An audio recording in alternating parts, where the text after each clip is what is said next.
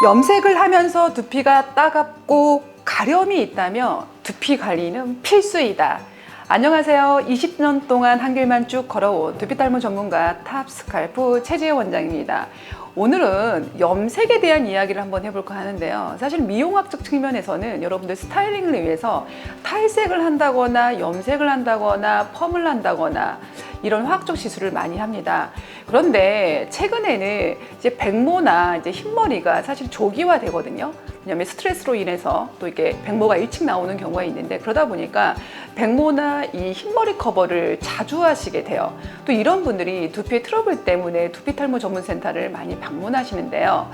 일단 이 미용학적 측면에서 봤을 때는 생활의 좀 편리함과 또 바쁜 시간을 좀 줄여줄 수 있는 펌이 아침에 좀 가볍게 스타일링을 하고 나갈 수 있는 데는 도움이 되나, 이것들이 장기적으로 지속하다 보다 보면 두피의 기초 체력과 두피 면역이 약하신 분들은요, 두피 장벽이 무너지기 시작합니다. 그러다 보면 두피가 따갑고 가렵고 염증이 생기기도 합니다.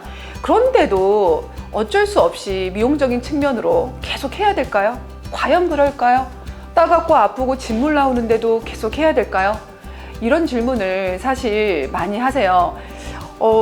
그만하셔야 될 것 같습니다. 염색 더 하시면 머리카락도 빠지고 더 심각해질 것 같아서 하시면 안 돼요 라고 하면, 젊으신 분들도 그렇지만 나이 드신 분도 안 돼, 나 이거 안 하면 안 돼, 꼭 해야 돼, 보기 싫어서 어떻게 다녀 라고 하시다 보니까 가려운데도 따끔거리는데도 계속 참고 염색을 하시는 경우가 있어요.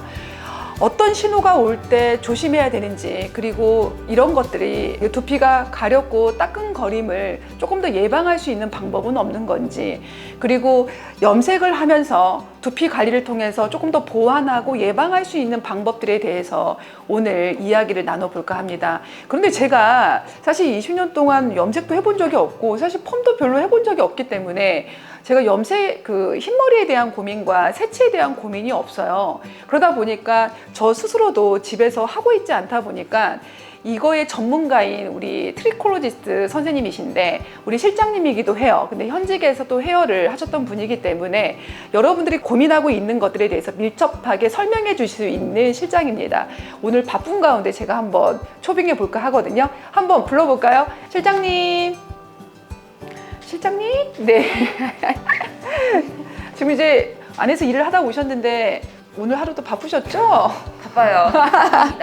네, 우리 특히 탑스칼프 노년점은 방문하시는 회원님도 굉장히 많은 편이시거든요. 그래서 우리 실장님하고 오늘 나눠볼 내용은 염색인데, 네. 사실 지금 미용 쪽에서 우리 실장님 지금 두피도 그 미용과 연장선상에 있지만 두피 관리실에 일하기 전에 사실 미용을 몇 년 정도 하셨죠? 8년 정도 했습니다. 8년 정도 하셨으면 염색이나 이 그 펌에 대한 원리 또 그런 문제에 대한 문제에 대해서 많이 아시겠어요. 그렇죠. 근데 특히 요즘 우리 탈모센터에 염색하고 오시는 분들 많잖아요. 너무 많습니다. 그 중에서도 이제 가장 많이 느끼는 증상이 뭐예요? 따끔거림과 모발 손상도요. 따끔거림과 모발 손상. 근데 따끔거림과 모발 손상이 누구나 오는 건 아니잖아요. 그렇죠. 근데 주로 어떤 분들이 많이 오세요? 따끔거림과 모발 손상은 원래 좀 모발이 손상되어 있고 조금 두피의 면역이 좀 안 좋거나 두피에 피부에 트러블이 있는 분들이 이런 현상이 많이 생길까요? 그렇죠. 그러면은 그런 원인이 주로 염색이 원인이죠? 염색약에서 오는 거죠. 근데 간혹 가다가 염색약을 그럼 바꿔야 되나요? 이런 질문 하잖아요. 따끔거리거나 이렇게 모발이 손상되신 분들은 주로 실장님이 하지 마세요 그러면 염색약을 바꿀까요? 이렇게 하시는데 염색약을 바꾼다고 그게 해결이 되나요? 해결이 되진 않죠. 근본적으로 이제 두피 상태가 안 좋기 때문에 따끔거리고 아무래도 그런 부분이 나서. 그러면은 아예 근본적으로 안 하면 좋겠는데, 사실 이제 젊은데 그리고 내가 나이가 들었는데도 흰머리로 다니기 불편하신 분들이 많이 있잖아요. 꼭 해야 된다라고 하신다면 당연히 이제 펌은 우리가 하고 나서 한 48시간 안에 두피 관리를 받는 게 좋다라고 하지만 펌은 당일만 피하고 두피 관리를 받는 것이 예방이 되는데, 처음부터 조금 이런 백모나 흰머리를 쉽게 집에서 두피에 손상 없이 할 수 있는 방법을 오늘 방출할 계획이시죠? 대방출. 그렇죠. 네, 그 팁 그 팁을 우리 회원님들한테 사실 관리할 때 많이 얘기해 드리거든요. 그 영상을 통해서 여러분들한테 한번 설명을 해 드리겠습니다. 이렇게 젊은 친구들이나 나이 든 사람들이 저도 지금 보시면 이렇게 비밀이지만 이렇게 왼쪽에 살짝 이렇게 생기고 있어요. 그래서 사실 이제 오늘도 이렇게 스타일링 하면서 이거 이제 커버하고 싶다라는 생각을 하는데 전 또 전문가다 보니까 이걸 막 덕지덕지 어떻게 바르고 싶진 않은 거죠. 그리고 왠지 두피가 더 건조해지고 노화가 올 것 같아서 사실은 쉽사리 시작은 안 하고 있거든요. 최대한 늦추는 게 좋겠죠. 늦게 시작하는 게. 그렇죠. 늦게 시작하는 게 가장 좋죠. 그러면 이 정도 수준의 레벨은 그러면 집에서 쉽게 하는 이렇게 보시면 느껴지세요? 네, 느껴집니다. 실장 여기 몇 개 한 20개 있나요? 그렇죠. 지금? 더 많은 것 같아요. 그죠. 이게 사진으로 보이세요, 여러분들?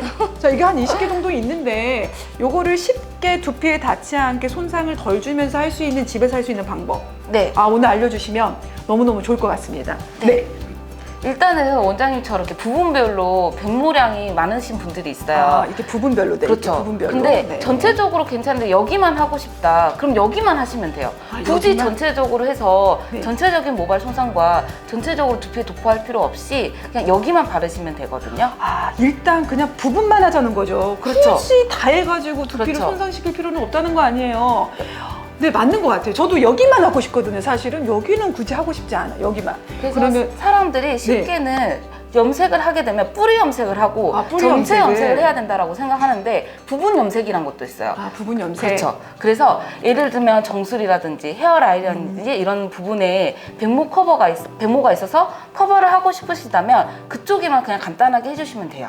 그러면 이제 만약에 우리 이제 제인 옆에 있잖아요. 그렇죠. 이 친구처럼 제가 이제 오른쪽, 오른쪽 여기 그 백모를 한번 커버하는 방법을 쉽게 알려주실 수 있어요? 네, 제가 오늘은 이 꼬리빗을 통해서 제가 염색약을 바르는 방법을 알려드릴 거예요. 팁이 꼬리빗이네요. 그렇죠. 꼬리빗. 그래서 일단은 염색을 집에서 하실 때는 가르마를 정확하게 나누시는 게 좋습니다. 꼬리빗으로. 그렇죠. 그런 다음에 먼저 이렇게 빗질을 해주시는 거예요. 왜냐면 모발이 엉클어져 있으면은 계속 우리가 터치를 하면서 모발이 따라오기 때문에 먼저 이렇게 빗질을 해주시는 게 중요하고요. 그래서 모발을 백모 같은 경우는 내가 예를 들어 지금 정수리를 할 거야 라고 하시면 머리를 이렇게 누르세요. 누르신 다음에 꼬리빗 끝을 이용해서 제품을 이렇게 발라주는 거예요. 살살살. 원래는 우리 염색약 바를 때 보통 샵에서 보면 붓으로 여기를 터치를 하잖아요. 네네. 근데 우리는 최대한 손상도를 낮추기 위해서 이렇게 꼬리빗을 이용해서 살살살 발라주시면 돼요. 근데 우리 백모 같은 경우는 저항성이 굉장히 강하기 때문에 염색약을 조금만 도포하면 안 돼요, 커버가. 그래서 저항성이 강해서. 그렇죠. 그래서 꼬리빗으로 살짝 염색약을 그냥 얹어만 주는 거예요. 얹어만 준다. 그렇죠. 어렵지 않네요, 생각보다. 그래서 최대한 두피가 아니라 모발 쪽에만 약을 바를 수 있도록 합니다. 그래서 다음 섹션을 나누신 다음에 동일한 방법으로 내가 원하는 면적을 이렇게 발라주시면 되는 거예요. 이렇게. 주로 왜 염색하고 어쨌든 간에 염색도 이렇게 그 색소를 넣어주는 거다 보니까 오늘 이렇게 염색을 했다. 그러면 그 다음 날 두피 관리 받는 것이 이 염색의 찌꺼기나 이런 것들을 제거하는 데 좋나요? 일단은 우리가 이제 스케일링이나 디톡스를 통해서 연모제를 이제 제거를 하는데 그게 너무 빠른 시일 안에 하시게 되면은 염색약이 빠질 수도 있기 때문에 2, 3일 뒤에 꼭 디톡스와 스케일링을 받는 게 좋습니다. 근데 가끔 보면은 염색하고 펌만 날 두피 스케일링 받았다는 분들은 굉장히 잘못된 정보네요. 그죠? 같이 받으면 안 되는 거지. 말씀을 침투하는 건데 빼는 거잖아요. 일단 여러분들 이게 같은 날 이 저항력이 강한 이 백모에 이제 염색을 해서 침투를 시켜서 색소를 입힌 이 관리를 한 날에는 여러분들 두피 관리를 같이 하는 것은 올바르진 않고요. 적어도 한 3일, 이틀 이후에 하는 것이 올바를 것 같습니다. 근데 이렇게 하고 몇 분 정도 주로 방치하나요? 제품마다 다르나요? 아니면 방치 시간 똑같나요? 실장님? 일단은 이거는 모발 타입에 따라서 다른 거예요. 그래서 모발 제가 타입. 집에서 테스트하는 방법을 알려드릴 거예요. 그래서 일단은 불빛이 있는 곳에서 하시는 게 좋고요. 거울 가까이 일단 가세요. 거울 가까이 가셔서 시간을 한 20분 정도 지난 다음에 이렇게 꼬리빗으로 내 머리를 걷어보는 거예요. 그래서 이렇게 됐을 때 내가 백모량이 많은 부분에 약간 백모 커버가 되어 있다라고 하시면 샴푸를 하시면 되시고 네네. 안 됐다 하면 10분 정도 더 방치를 하시는 거죠. 그리고 또 다른 방법으로 머리카락을 일단 장갑을 끼셔야겠죠?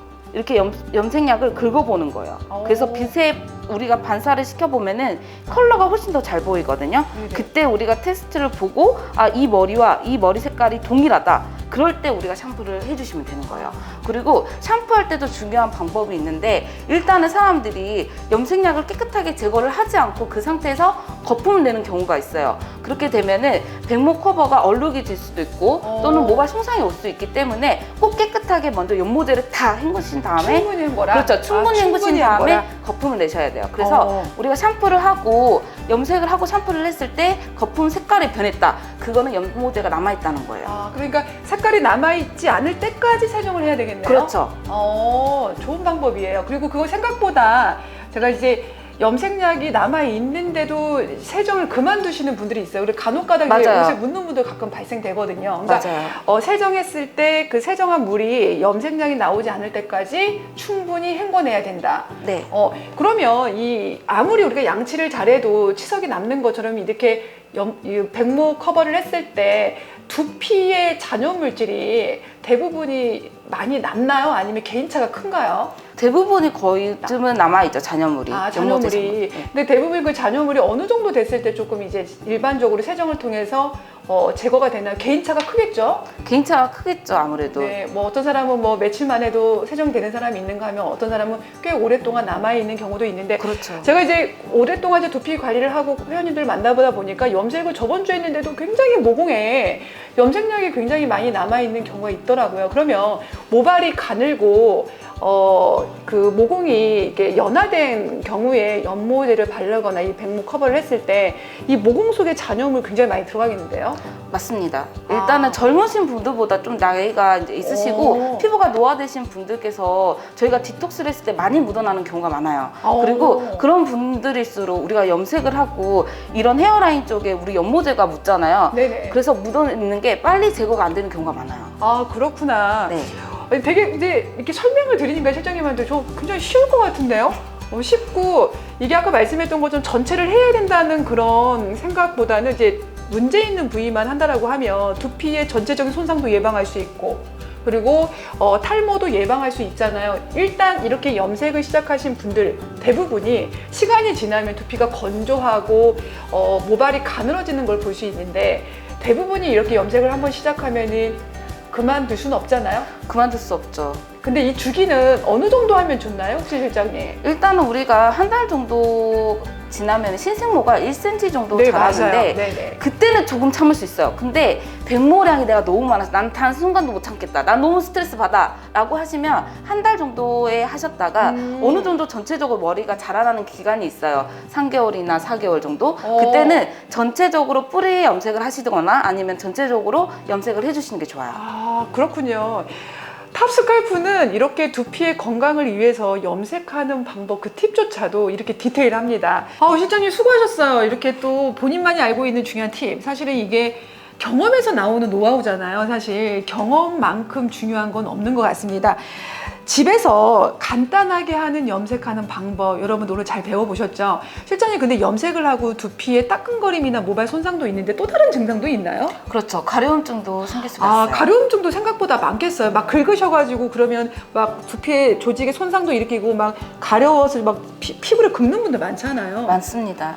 이런 분들 특히 또 가려움이 있는 분들 많이 있네요. 이런 분들은 더더욱 염색 후 두피 관리가 굉장히 중요하겠어요. 그렇죠. 후 관리가 중요하시죠. 후 관리가 중요하다. 우리는 늘 알고 있어요.